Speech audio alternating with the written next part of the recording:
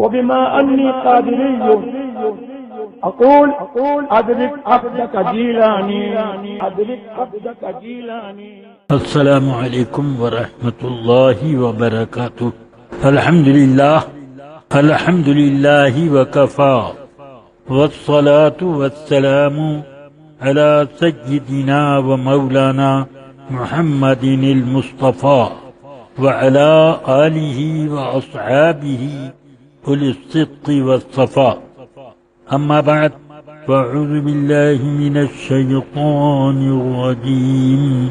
بسم الله الرحمن الرحيم. وهو يتولى الصالحين. صدق الله العلي العظيم وصدق رسوله النبي الكريم صلى الله تعالى وسلم وبارك عليه وعلى آله وأصحابه أجمعين. نہایت احترام اور عقیدت اور حضور قلب کے ساتھ سید کائنات رسول اکرم نور مجسم خاتم النبیین شفیع المذنبین سیدنا محمد الرسول اللہ رحمت للعالمین صلی اللہ علیہ وسلم کی بارگاہ بے کس پناہ میں نذرانے درود و سلام پیش کرنے کی سعادت حاصل کریں. اللہم صلی علی سیدنا و مولانا محمد معدن الجود والکرم وعلی آلہ واصحابہ وبارک وسلم. رفیقان گرامی، عزیزان ملت، آج کی تاریخ حضور سرکار مفتی اعظم ہند رضی اللہ تعالی عنہ کی وفات شریف اور عرس مبارک کی تاریخ ہے. آپ 13ویں شب میں 1:40 پر ہم سب کو داغ فراق دے کر تشریف لے گئے. اللہ تبارک و تعالی ہمیشہ ان کے فیض و برکات کا باڑا بڑھتا رہے اس کے کرم سے، اور ہمیشہ لوگ آپ سے فیضیاب ہوتے رہیں. سرکار مفتی اعظم کی زندگی کے بہت سارے ایسے گوشے ہیں جو معاصرین کے درمیان بے مثالی کی شان رکھتے ہیں. اس وجہ سے آپ کا درجہ بہت بلند ہے. حضرت صدر الشریعہ علیہ الرحمہ نے جو چند صفحات اپنے حالات زندگی کے مفتی عبد المنان صاحب کو املا کرائے تھے، ان میں ایک یہ لفظ ہے کہ اعلی حضرت رضی اللہ تعالی عنہ نے ایک روز مجھے اور چھوٹے مولانا یعنی سرکار مفتی اعظم دونوں کو بلایا اور ایک قالین بچھایا، اس پر 2 مسندیں لگوائیں، 2 ڈیسک سامنے رکھے، اور پھر میرا اور ان کا دونوں کا ہاتھ پکڑ کر فرمایا کہ مجھے جو اللہ اور رسول کی طرف سے حکم ہوا ہے اس کے مطابق آپ دونوں کو میں قاضی اسلام مقرر کرتا ہوں. آپ دونوں کے فیصلوں کا حکم وہی ہوگا جو قاضی شرع کے فیصلے کا حکم ہوتا ہے. یہ الفاظ اس میں ہیں. اعلی حضرت رضی اللہ تعالی عنہ کی شخصیت وہ ہے کہ آپ پورے عالم اسلام میں کئی صدی پہلے سے لے کر اور کئی صدی بعد تک اس شان کے حامل ہیں کہ آپ کی مثال نہیں ملتی علم، تقوی، پرہیزگاری اور مجددیت کی شان میں. وہ اپنی ایک مثال خود ہیں.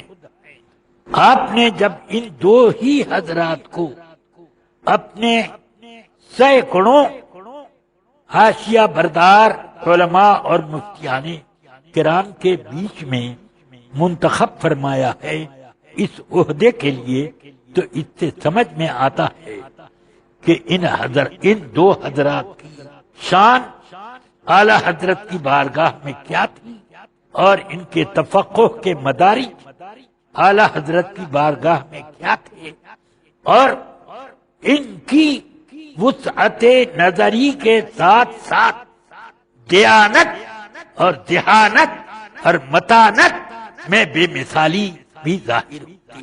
اس لیے میں نے اگرچہ اعلی حضرت کا زمانہ نہ پایا، آپ کی وفات شریف کے تقریباً 14 سال بعد میں پیدا ہوا، مگر الحمدللہ میں نے اعلی حضرت کی بارگاہ کے تربیت یافتہ علماء میں بہت بڑے بڑے لوگوں سے بھی زیارت کا شرف پایا، اور میں نے ان کی بارگاہ سے کچھ خوشہ چینی کرنے کی کوشش کی۔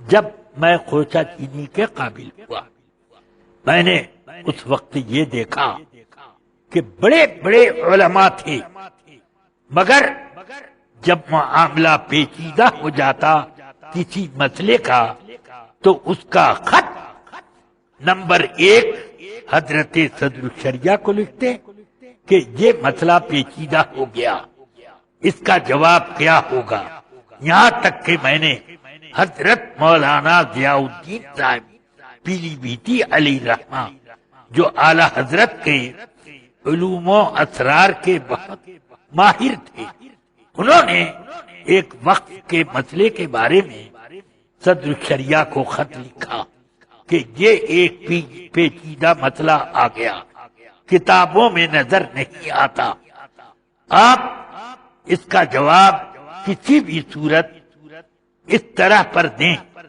کہ ہم بھی اس کے دلائل سے آگاہ ہو جائیں، استنباط کیسے ہوا یہ بھی آگاہ ہو جائے۔ پھر یہ فرماتے ہیں اس کے بعد اپنے خط میں کہ اب اعلی حضرت کے بعد کون رہ گیا جس کے پاس ہم کوئی درخواست پیش کریں ان سب مسائل میں۔ بہرحال اس سے یہ سمجھ میں آتا ہے کہ ان دونوں کو فقہی بصیرت کے معاملے میں جو شان حاصل تھی اس کا اعتراف ان کے معاصرین کو بھی تھا، حالانکہ حضرت مولانا ضیاء الدین پیلی بھیتی علی رحمہ عمر میں حضرت صدر الشریعہ سے زیادہ آگے تھی، اور اعلی حضرت سے کی بارگاہ میں رہنے کا فیض ان کو صدر الشریعہ سے بہت پہلے سے تھا، مگر اس کے باوجود بھی وہ یہ کہہ رہے، سمجھ گیا آپ؟ تو اور مفتی اعظم علی رحمہ کی بھی شان بڑی بلند تھی۔ فتاوی رضویہ میں مفتی اعظم کے چند فتاوی ایسے ہیں جس پر اعلی حضرت نے تصدیق فرمائی، اور اس تصدیق کی وجہ سے اعلی حضرت نے اس کو اپنے فتاوی میں شامل کیا۔ اس کی کوئی حیثیت تھی؟ اگر حیثیت کوئی نہ تھی تو حضور سرکار سیدنا اعلی حضرت اپنے فتاوی میں ان کے فتاوی کو شامل نہ کرتے، اور اس زمانے میں سرکار مفتی اعظم بھی خوب فتوے لکھتے تھے، مگر اس کے باوجود ان کے فتوے الگ رہے، اعلی حضرت کے الگ رہے۔ کسی ایک فتوے کو یا چند فتوے کو فتاوی رضویہ میں داخل کرنا اس بات کی دلیل ہے کہ اس میں کچھ شان تفقہ ظاہر ہے جو اعلی حضرت رضی اللہ تعالی عنہ اپنے فتوے کے مرتبے میں اس کو رکھ رہے ہیں، یہ شان ہے۔ بہرحال خود حضرت صدر الشریعہ کا اور حضرت سرکار مفتی اعظم کا جو آپس میں تعلق تھا ایک دوسرے کے ساتھ، وہ ایسا تعلق تھا کہ سبحان اللہ، وہ صدر الشریعہ کے بغیر، میں خود مجھے یاد ہے کہ جب حضرت صدر الشریعہ 4 مہینے کے لیے بریلی شریف میں قیام پذیر ہوئے، گھر سے چلے تو مجھ کو بھی لے لیا کہ تم بھی چلو، پڑھائی کا نقصان نہ ہو۔ اس وقت میں فارسی کی ابتدائی کتابیں پڑھتا تھا، مجھے بھی ساتھ لے چلا۔ مفتی اعظم کو میں نے دیکھا کہ کبھی کسی مہمان کے آنے پر وہ کھانا کھانے کے وقت ان کے ساتھ بیٹھتے نہیں تھے، بلکہ آپ اپنے کام میں مصروف رہتے، فرماتے دیکھو کوئی کمی ہو تو فوراً یہ انتظام کرو، وہ کرو، وہ یہ ضرور کرتے۔ مگر ایک صدر الشریعہ تھے کہ چائے بھی صبح کی ہو یا شام کی یا رات کی اگر پینی ہو تو گھر کے اندر نہیں پیتے تھے، بلکہ فرماتے بھیجو باہر، وہاں پر صدر الشریعہ ہیں، ان کے ساتھ میں پیوں گا۔ اب اس سے آپ اندازہ کریں کہ کیا ان کے اور ان کے آپس میں تعلقات تھے۔ ناشتہ، دوپہر کا کھانا، رات کا کھانا، یہ سب حضرت صدر الشریعہ اور وہ دونوں ایک ساتھ ہی کرتے تھے۔ اس میں الحمدللہ اس غلام اعلی حضرت کا بھی ایک حصہ یہ رہا کہ دسترخوان کی خوشہ چینی کا مجھ کو بھی وقت ملتا رہا۔ الحمدللہ یہ سرکار مفتی اعظم اور صدر الشریعہ کے درمیان یہ تعلقات تھے۔ ایک مرتبہ حضور مفتی اعظم کی خدمت کرتا ہوا میں بریلی شریف تک پہنچ گیا۔ راستے میں ٹرین بدلنی ہوتی، ٹرین پر چڑھنا ہوتا، ٹرین سے اترنا ہوتا، تو حضرت کا سامان میں اپنے کاندھے پہ رکھتا اور ڈانٹتے کہ کلی کرو، کلی کرو۔ میں کہا حضور کلی تو موجود ہے، حضور کلی تو موجود ہے، کس کو اب کلی کروں؟ اب اور زیادہ جلال کا اظہار کرتے۔ پھر میں نے تو کلی نہیں کیا اور میں حضرت کا سامان اٹھا ہوا بریلی شریف کے اسٹیشن پر بھی اترا اور لے کر سامان کو میں رکشے یا تانگے تک، تانگا چلتا تھا اس وقت، تو تانگے تک آ گیا۔ آپ جب بریلی رات کو 12 بجے ٹرین پہنچی ہے، اس کے آدھے گھنٹے کے بعد گھر پہنچی، فوراً کھانے وغیرہ کا انتظام کر کے میرے لیے کھانا باہر بھیجا، خود اندر کیا تناول فرمایا اللہ بہتر جانے۔ مگر ہوا یہ کہ صبح جب علماء کرام حضرت کی خدمت میں ملنے آئے تو ملے، مجھ سے بھی ملاقات ہوئی علماء کی۔ فرماتے ہیں ان کو آپ لوگ پہچان، کہاں یہ مولانا ضیاء الحق، کہ انہوں نے مجھے بریلی تک بہت اذیت دی ہے، بہت تکلیف دی۔ تو وہ علماء میں کسی صاحب نے عرض کی کیا تکلیف دی انہوں نے؟ حضور یہ تو بہت زیادہ نامناسب بات معلوم ہوتی ہے، انہوں نے کیسے یہ آپ کی تکلیف کی حرکت کی؟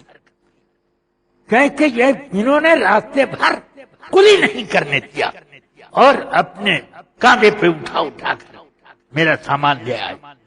تو اس پر چند علماء کرام مسکرائے زور سے، اور انہوں نے کہا حضور یہ تو ان کی سعادت ہے، آپ فرما رہے ہیں تکلیف، ان کے لیے تو راحت ہے، تو حضور دعا دیں تو ہاں ٹھیک ہے۔ تو مجھے صدر الشریعہ کی اولاد میں یہ بہت پسند ہے۔ یہ بھی ایک طرف تکلیف رسانی کی بات کہی اور دوسری طرف بہت پسند ہے، یہ بھی فرمایا۔ پھر جب میں وہاں سے واپس آنے لگا تو حضور مفتی اعظم سے میں نے مصافحہ کیا، کیا بات ہے کہ حضور میں جانا چاہتا ہوں، اجازت دیجیے۔ کہاں جائیں گے؟ میں نے کہا گھر جاؤں گا۔ تو اچھا آپ کو ابھی اور ٹھہرنا چاہیے تھا؟ میں نے کہا حضور کچھ کام ضروری ہیں اس لیے اجازت مانگتا ہوں۔ تو مصافحہ نہیں کیا، میں نے مصافحہ کیا، کرنا کے لیے ہاتھ بڑھایا، آپ نے مصافحہ نہیں کیا۔ پھر جب میں وہ فرمایا آپ نے کہ دیکھو کوئی ایک رکشا یہاں منگواؤ، رکشا آ کے روڈ پہ کھڑا ہو گیا اور انہوں نے آ کے کہا کہ رکشا آ گیا، تو فرمایا چلیے۔ تو میں نے پھر ایک مسافر کے لیے ہاتھ بڑھایا، نہیں مسافہ کیا، میں نے سامان اٹھایا۔ تو اب آگے آگے ساتھ ساتھ آپ بھی تشریف لائے۔ میں نے کہا حضور یہ کیا؟ تشریف رکھیں اپنی جگہ، چلو چپ چاپ چلو۔ رکشے تک آ گئے، اب کہہ رہے ہیں بیٹھو۔ میں نے کہا میں بیٹھ جاؤں گا، آپ تشریف لے جائیں۔ کہ نہیں بیٹھو۔ میں نے کہا نہیں حضور آپ تشریف لے جائیں، میں بیٹھ جاؤں گا۔ تو میرا بازو پکڑ کر زبردستی بٹھایا سرکار مفتی اعظم نے رکشے پر، اور پھر مصافحہ فرمایا۔ تو اب یہ دیکھ سب لوگ دیکھتے رہے، میں بھی حیرت میں، یا اللہ یہ میں نے بستر کیا اٹھایا، آج تو خود حضرت سرکار مفتی اعظم نے میرے اوپر ان ہزاروں بستروں سے زیادہ بوجھ اور ان سب سامانوں سے زیادہ بوجھ میرے سر پہ رکھ دیا، اتنا بڑا بوجھ لاد دیا۔ یہ ان بزرگوں کی شان اقدس تھی۔ اب جب وہاں میں چھٹیوں کے دن میں افتاء کا کام کرنے کے لیے خود چلا جاتا تھا کہ کیا گھر بیٹھ کر کے وقت گزاریں، لمبی چھٹی ہوتی تھی بنگال میں، میں شیخ الحدیث تھا، تو ایک مرتبہ میں جب لمبی چھٹی ہوتی 15 دن 20 دن 1 مہینے کی، تو 1-2 دن گھر کے لیے ہوتے تھے، باقی بریلی کے لیے۔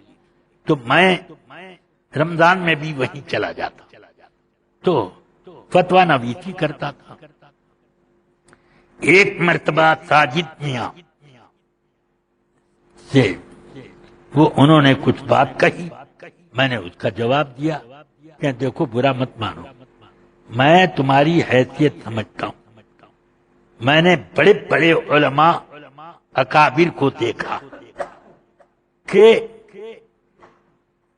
مفتی اعظم ان کو پہنچانے کے لیے ٹانگے تک یا رکشے تک گئے نہیں، اور صرف 2 آدمیوں کے بارے میں میں نے دیکھا ہے کہ مفتی اعظم گھر سے نکل کر ان کو سواری تک بیٹھانے چلے جاتے۔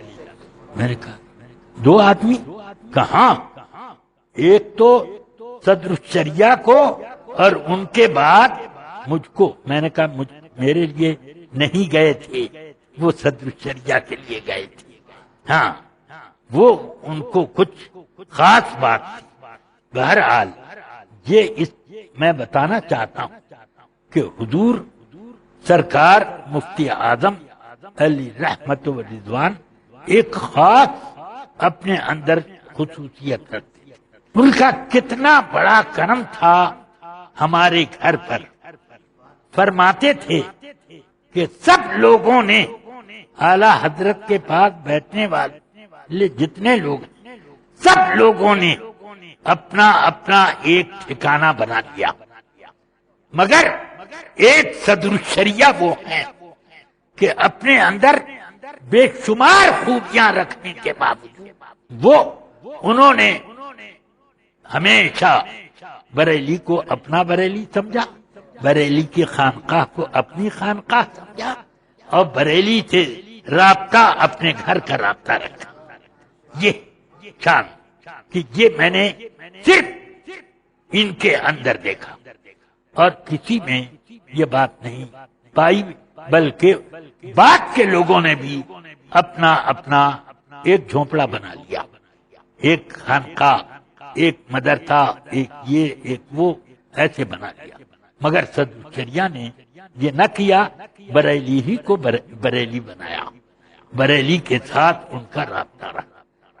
صدر الشریعہ علی رحمہ اعلی حضرت کا کہ کسی عرس کا کبھی ناغار نہیں کرتے، اور مفتی اعظم کا کتنا احترام کرتے۔ اب ایک واقعہ فرماتے ہیں، وہ اس وقت میں بھی تھا صدر الشریعہ کے ساتھ بریلی شریف میں عرس رضوی کے موقع پر۔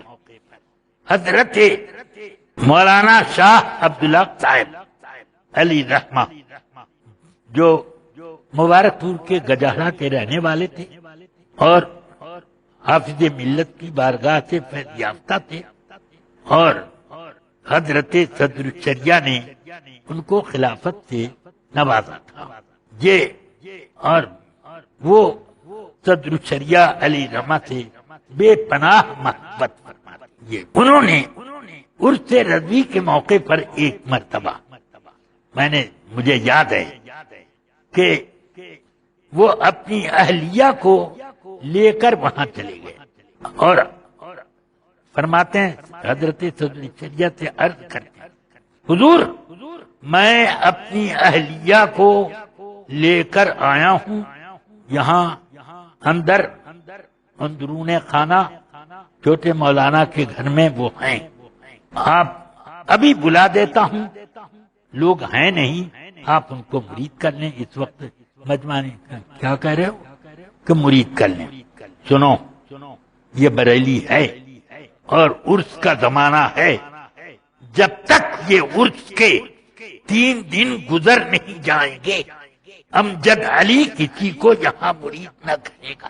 یہاں پر ان عرس کے ایام میں مرید کرنے کا حق صرف چھوٹے مولانا کو ہے۔ ذرا اس سے آپ اندازہ کریں کہ حضرت صدر الشریعہ بریلی کا کتنا احترام کرتا، اور سرکار مفتی اعظم سے کیا تعلق رہا۔ بہرحال وقت تو زیادہ ہو رہا، درود شریف پڑھیں، اللہم صلی علی سیدنا و مولانا محمد معدن الجود والکرم وعلی آلہ و اصحابہ وبارک وسلم۔ میں نے سرکار مفتی اعظم کی کچھ اور چیزیں بھی بہت سی دیکھی، مگر ان چیزوں کو میں بیان کرنے کا نہ تو وقت پا رہا ہوں نہ اس کی تفصیل پیش کر سکتا ہوں، مگر اتنا میں عرض کر دینا چاہتا ہوں کہ سرکار مفتی اعظم کے اس معاملے پر میں نے بہت غور رکھا کہ کسی سے کوئی چیز مانگتے ہیں کہ نہیں۔ پھر لوگ اپنے مریدوں سے کہہ دیتے ہیں کبھی کبھی، میں تو یہ نہیں کہتا کہ ہمیشہ مانگتے ہیں وہ، مگر بعض منہ لگو مریدوں سے کہہ دیا کرتے ہیں، ارے بھائی ذرا 10 کلو آم لا دینا، یا یہ کہ میرا جوتا نہیں ہے، ذرا جوتا ٹوٹ رہا ہے، منہ کھل رہا ہے اس کا، ذرا ایک جوتا لیتے ہیں، ایک جوڑا جوتا میرے لیے لے آنا۔ اس طرح کی باتیں عام طور سے میں پیروں میں دیکھا کرتا ہوں، تو میں نے سوچا کہ سرکار مفتی اعظم کو بھی ذرا اس طرح جانچ کہ کبھی کسی سے کوئی چیز مانگتے ہیں یا نہیں؟ تو انہوں نے کبھی بھی میں نے یہ دیکھا کہ کوئی چیز کسی سے نہ مانگی. حد یہ کہ میں نے یہ دیکھا کہ بیٹھے فتویٰ لکھ رہے تھے یا تعویذ، کہ اس درمیان آپ کو حلق میں ایسے ہاتھ پھیرتے حلق پر، تھوڑی دیر کے بعد بولے نہ جانے آج کیوں بہت خشکی محسوس ہو رہی ہے. بس اتنا بولے، مجھے سمجھ میں آ گیا. خادم وہاں موجود تھے. میں نے کہا بابو جی، بابو ہے بابو، کیا؟ سنو، حضرت کو پیاس لگی ہے، ایک گلاس پانی لا کر کے پیش کرو. ہاں، جیسا پیتے ہیں حضرت ویسا پانی لا کر کے پیش کرو. اب حضرت جس سے بھی کہتے کہ ایک گلاس پانی لیا دو، مجھے پیاس لگی ہے، تو کوئی گناہ تو نہیں ہوتا ہے، یہ گناہ تو نہیں ہوتا. مگر مفتی اعظم کا اپنا جو معاملہ تھا اور اپنی شانیں، اب اپنی شان توکل جو تھی وہ اس طرح پر تھی. تو پانی آیا، فوراً آپ نے ایک گلاس پانی پی لیا. سمجھ گئے آپ؟ اسی طرح اب بیماری کے زمانے میں، جس وقت جس بیماری میں آپ کی وفات شریف ہوئی، ایک مرتبہ میں حاضر ہوا تو فرماتے ہیں کہ بدن بہت چنچنا رہا، اس میں معلوم ہوتا ہے جیسے چیونٹیاں کاٹ رہی. میں سمجھ گیا کہ حضرت کو غسل کی کچھ ضرورت گرمی کی شدت سے محسوس ہو رہی ہے. تو اس لیے میں نے بابو میاں سے کہا، بابو میاں کیا ہے، کیا بات ہے؟ میں نے کہا حضرت اپنے جسم پر میل کا احساس کر رہے ہیں جس کی وجہ سے چنچنی ہو رہی ہے.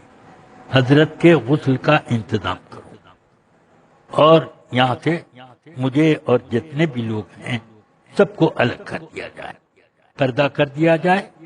حضرت غسل کر لیں اور اپنا تہبند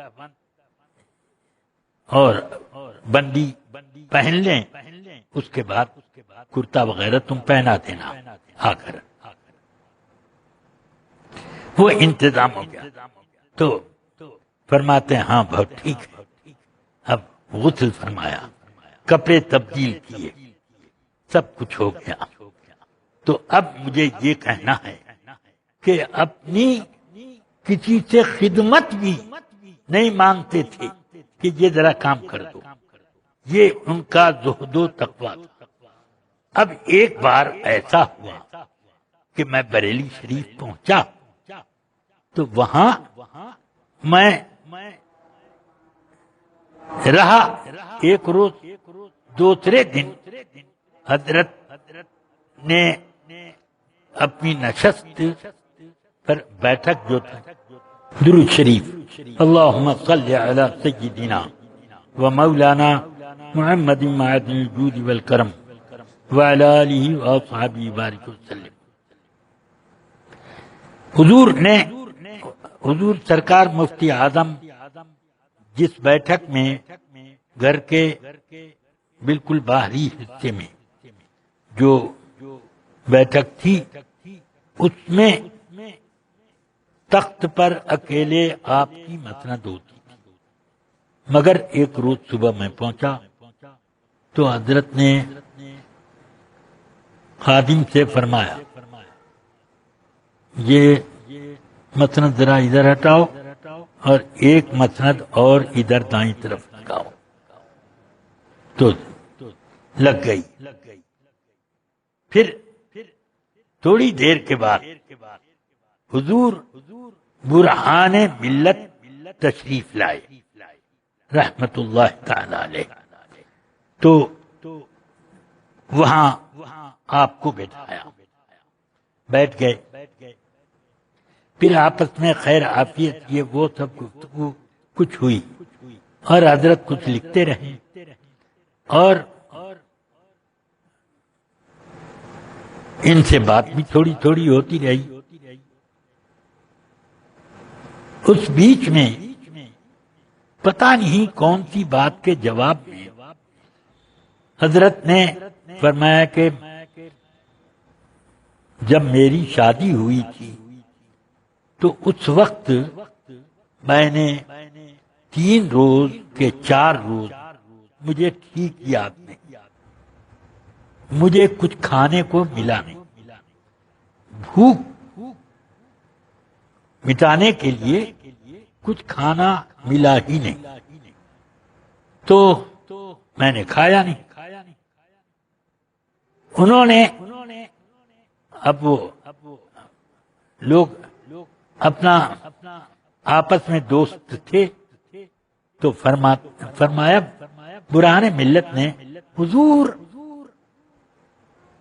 شادی کی خوشی میں بھوک نہیں لگی ہوگی، تو حضرت بڑی سنجیدگی سے فرماتے ہیں جی نہیں، یہ بات نہیں ہے، بلکہ بچپن سے میری یہ عادت ہے کہ میں نے مانگ کر کھانا نہیں کھایا، میں نے مانگ کر کھانا نہیں کھایا۔ ایک تو مانگنا ہوتا ہے دوسروں کے دروازے پہ جا کے، گھر میں کون ہے جو کہ مانگ کر نہیں کھاتا ہے؟ گھر کے اندر اپنی بیوی ہی سے کم کہہ دے گا کہ کھانا لے آؤ، پانی پلا دو، کہیں کہ میں نے کبھی مانگ کر بچپن سے کھانا نہیں کھایا۔ 3 روز یا 4 روز ہو گئے تو بڑی اماں کسی کو کہتے ہوں گے، انہوں نے یہ کہا کہ ننھے میاں کو کسی نے کھانا کھلایا، کسی نے کھانا کھلایا؟ سب گھر کی عورتیں ایک دم اچنبھے میں آ گئیں، نہیں تو تم نے سب کریں کہ نہ کسی نے نہیں دیا کھانے کو۔ اب تو وہ جلال میں آ گئی کہ تمہیں معلوم نہیں ہے کہ وہ کبھی مانگ کے کھاتے ہی نہیں، اس لیے جلدی کھانا تیار کرو۔ اور خود اپنے وہ سینی میں طرح طرح سا کھانا سب حصہ پیالوں میں وغیرہ سجا کر وہ اپنے ہاتھ سے اٹھا کر لائیں اور پھر نوالا بنا کر اپنے ہاتھ سے مجھ کو کھلایا کہ ننھے میاں آپ کو بہت تکلیف ہوئی، ہم لوگوں کو معاف کر دیجیے گا۔ یہ ذرا میں سوچتا ہوں کہ گھر میں آپ کا بڑے بوڑھے لوگوں میں کیا وقار تھا، کیا عزت تھی، کیا مرتبہ تھا، آپ کے زہد و تقوی اور ولایت کا گویا کہ سب کو اقرار تھا۔ اور یہ بات تو اعلی حضرت نے بھی کبھی فرمائی تھی کہ میرا یہ بیٹا ولی ہے، ولی۔ ہاں اب چلیے، ایک بار ایسا ہوا کہ میں مغرب کی نماز کے لیے گھر سے نکل رہا تھا کہ جا کر کے وہاں نماز پڑھوں، بازار میں مسجد جو ہے اس میں نماز پڑھوں۔ کوئی دوڑا ہوا آیا اور میں بھی وہیں پھاٹک پر اپنے مل گیا، مجھ سے کہتے ہیں ارے کہاں جا رہے ہیں؟ میں نے کہا نماز پڑھنے۔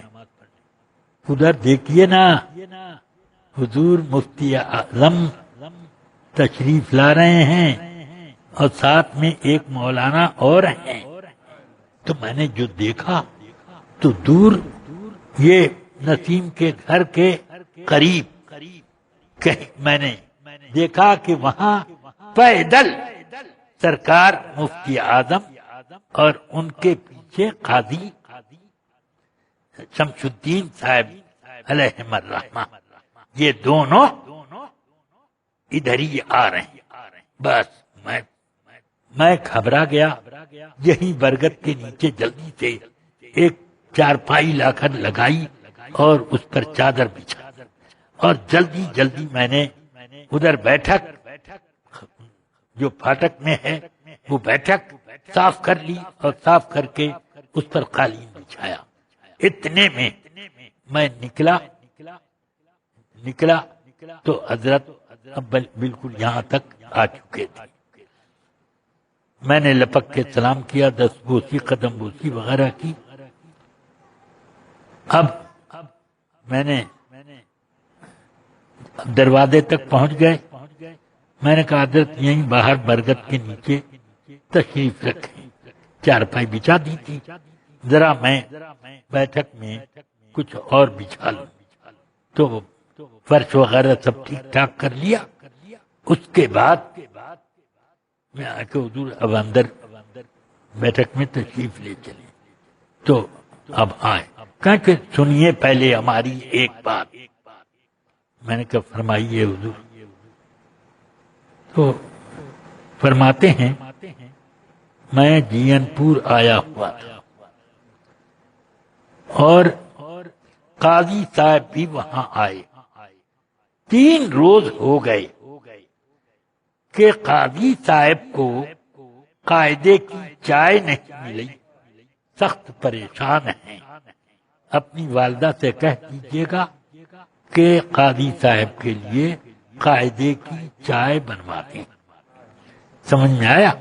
یہ نہیں بولے کہ میرے لیے بھی بنوا دیں، میرے لیے بھی بنا دیں. تو اب یہ سب نہیں. میں نے آ کر کے اماں جی سے کہہ دیا اور فوراً 2 لوٹوں میں پانی اور بالٹی میں پانی لے کر کے آیا. حضرت نے وضو وغیرہ کیا، نماز پڑھی.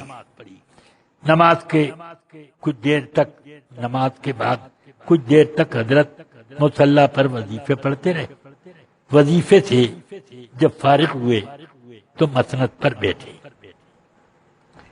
اب میں ناشتے کا سامان لے کر آیا. حضور کہ چائے کہاں ہے قاضی صاحب کی؟ میں کہا وہ آتی ہے، پہلے یہ حضرت تناول فرمائیں. ٹھیک ہے. تو تناول کیا. دونوں حضرات نے ساتھ میں جمن میاں خادم بھی تھے، انہوں نے بھی، سب نے کھایا. اب اس کے بعد میں چائے لایا. ایک چسکی حضرت نے لی اور فرماتے ہیں کہیے قاضی صاحب چائے پسند آئی کیا؟ حضور بہت عمدہ، بہت عمدہ. تو پسند آ گئی. میں یہ کہتا ہوں کہ اپنے لیے نہیں کہا. اپنے لیے کہتے تو اس فرمائش کو پورا کرنا زیادہ اہم ہوتا، مگر وہ قاضی صاحب کے لیے کہا. اس سے یہ سمجھ میں آتا ہے کہ اپنے لیے کہنا مانگنا ہے اور دوسرے کے لیے کہنا سفارش ہے. مانگنا یہ ایک عیب ہے اور سفارش کرنا سنت ہے. تو اس لیے یہ کام کیا. گویا کہ حضور سرکار مفتی اعظم اس حدیث کا معنی یہ بھی لیتے تھے کہ من سأل شیئا وَلَهُ مَا يُغْنِيهِ جاء يوم القیامہ وَوَجْهُهُ مَخْدُوشٌ. کہ جو کوئی مانگے کسی سے ایسی چیز کہ خود اس سے وہ بے نیاز ہے، یعنی وہ چیز اس کے پاس ہے پھر بھی مانگتا ہے، تو آئے گا وہ قیامت کے دن کہ اس کا چہرہ جگہ جگہ سے ادھڑا ہوا ہے، یعنی بڑی بدصورت حالت. تو اس کا تو معنی یہی ہے کہ آدمی کے پاس اگر کوئی مال ہو تو وہ اس طرح کا مال کسی اور سے مانگنا اس کے لیے جرم ہے، یا اس کے پاس اتنا پیسہ ہے کہ وہ مال خود خرید سکتا ہے تو اس کو مانگنا جرم ہے. سمجھ گیا؟ یہ ہے اس کا ظاہر معنی. مگر مفتی اعظم یہ بھی اس میں لیتے تھے کہ اس کے پاس بے نیاز کرنے والی چیز ہو تو صبر یہ بھی تو بے نیاز کرنے والی ایک چیز ہے. تو میرے پاس یہ صبر ہے، اس لیے میں کیوں مانگوں؟ ذرا سوچو کتنی دور تک آپ کا زہد و تقویٰ تھا. اللہ تبارک و تعالی ان بزرگوں کے کرم سے ہم سب لوگوں کو ہمیشہ نوازتا رہے اور ہمیں صراط مستقیم پر چلائے. کرم فرمائے. درود شریف پڑھ لیجیے. اللہم صلی علی سیدنا و مولانا محمد معدن الجود والکرم والی وصحبہ بارک وسلم. محرم کے موقع پر کچھ لوگوں نے یہ تقریر کی کہ لوگ کربلا کا اتنا ذکر کرتے ہیں کہ جیسے معلوم ہوتا ہے کہ اسلام میں اس سے بڑی کوئی جنگ ہے ہی نہیں. حالانکہ بدر ہے، احد ہے، یہ ہے وہ ہے، ایسی یہ تو بچے بھی کا بھی عقیدہ خراب ہوتا ہے، یہ ہوتا ہے. تو میں ان لوگوں سے سیدھی بات یہ کہنا چاہتا ہوں، بلا شبہ بدر و احد کی جنگ، خندق و خیبر کی جنگ، مریسی اور فتح مکہ وغیرہ یہ سب اس لیے بہت اہم ہیں کہ اس میں قیادت سرکار دو عالم صلی اللہ علیہ وسلم کی طرف سے. مگر اس رخ سے بھی ذرا دیکھیے کہ ان سب جنگوں میں حق بالکل ظاہر اور باطل بالکل ظاہر. ادھر ابو جہل، ادھر محمد رسول اللہ، ادھر یہ وہ، ادھر ابو بکر، عمر، عثمان و علی، ایسے ایسے لوگ. سمجھا؟ تو یہ سب سمجھ میں آ رہا. اب یہ جنگ جب تک ہوتی رہی ان سب جنگوں کی ایک شاخ تھی. مگر اب کربلا میں ایک ایسا مارکا آیا کہ جس مارکے میں حق اور باطل کے درمیان فرق کرنا مشکل ہو گیا، کیونکہ باطل نقاب حق میں آیا. اب ایسے وقت میں اگر امام عالی مقام جنگ نہ کرتے تو کیا ہوتا؟ امام عالی مقام نے کربلا کی جنگ سے اس بات کی تعلیم دے دی ہے کہ لوگوں، بدر احد کی لڑائی کا وقت اب ختم ہو گیا. اب وہ لوگ تمہارے مقابلے میں آئے جو تمہاری شکل صورت میں، جو تمہاری طرح نماز پڑھیں گے، تمہاری طرح اذان کریں گے، تمہاری طرح وہ قرآن پڑھیں گے، مگر ان کا اعتقاد خراب ہوگا. وہ اس آڑ میں چھپائے رہے. اس لیے جدید سے جنگ اس وجہ سے کہ وہ کلمہ پڑھتا ہے، نماز پڑھتا ہے، یا ادھر اس کا قبلہ ہے، ادھر یہ اور وہ کرتا ہے، تو یہ اس وجہ سے جنگ نہیں ہو رہی ہے. جنگ اس لیے ہو رہی ہے کہ اپنے ان کاموں کی وجہ سے خلق خدا کو گمراہ اور باطل پرست کیوں بنا رہا. اب یہ جنگ قیامت تک چلتی رہے. اس لیے ہمارے علماء کربلا کی جنگ کا اہتمام زیادہ اس لیے کرتے ہیں کہ اب باطل پرست بے نقاب نہیں ہیں، بلکہ اب باطل پرست کس نقاب میں ہیں؟ نفاق کے نقاب میں. اس لیے کربلا کی جنگ ضرور بیان کی جائے. حضرت مجاہد ملت تو فرماتے تھے کہ اب وہ وقت آ گیا کہ ہر روز جنگ کربلا کا ذکر کرنا ضروری ہے، کیونکہ باطل ہر طرف اپنے حق کا نقاب لگا کر کے آتا. سمجھ میں آ گئی بات؟ یہ دوسری ایک بات یہ بھی اس موقع پر یاد رکھنی چاہیے کہ جنگ احد میں ایک جھوٹی خبر سرکار کے بارے میں شیطان نے اڑا دی تھی کہ ان محمدن قد قتل، محمد شہید ہو گئے، معاذ اللہ، یہ آپ کے بارے میں یہ اڑ گئی بات۔ اب لوگ صحابہ بدحوات ہو گئے اور ادھر ادھر اپنی تلواریں پھینک کر کے کتنے لوگ اس میں شہید بھی ہو گئے۔ یہ تو اب اس وقت تو میرے آقا پر کوئی آنچ نہیں آئی تھی، یہ الگ بات ہے کہ دندان مبارک شہید ہوئے، مگر یہ کہ آپ صلی اللہ علیہ وسلم تو شہید نہ ہوئے تھے۔ علماء فرماتے ہیں کہ شہادت اگر ہو جاتی تو اس صورت میں بڑا مسئلہ کھڑا ہو جاتا کہ اسلام میں فتنے پیدا ہو جاتے، خود اپنے لوگ ہمت ہار کے چھوڑ دیتے، پھر کیسے اسلام باقی رہتا۔ سمجھ میں آئی بات؟ تو اس لیے اللہ تعالی نے شہادت سے آپ کو محفوظ رکھا اس وقت۔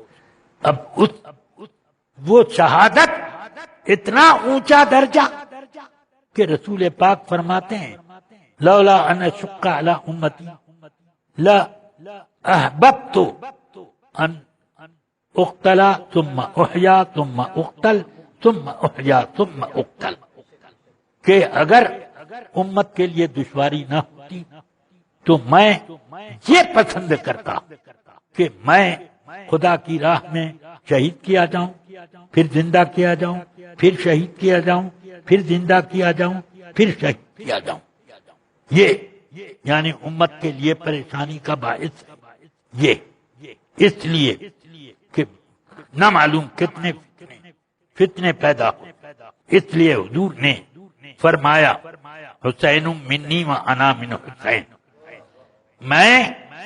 میرا معاملہ جو ہے وہ حسین کا ہے اور حسین کا معاملہ وہ میرا معاملہ، اس لیے ہمارے ائمہ فرماتے ہیں کہ امام حسین اللہ تعالی نے رسول پاک کو شہادت ضرور دی، شہادت باطنی جو عطا کی امام حسن کے واسطے تھی، اور شہادت ظاہری جو عطا کی وہ امام حسین کے واسطے تھی۔ اب یہ شہادت کسی اور کو ملی، یہ جنگ کربلا کی، تو اس بنا پر اس جنگ کی ایک اہمیت ہوتی ہے۔ اللہ تعالی ہم سب کو صراط مستقیم پر چلائے۔ وآخر دعوانا الحمدللہ رب العالمین۔ السلام علیکم۔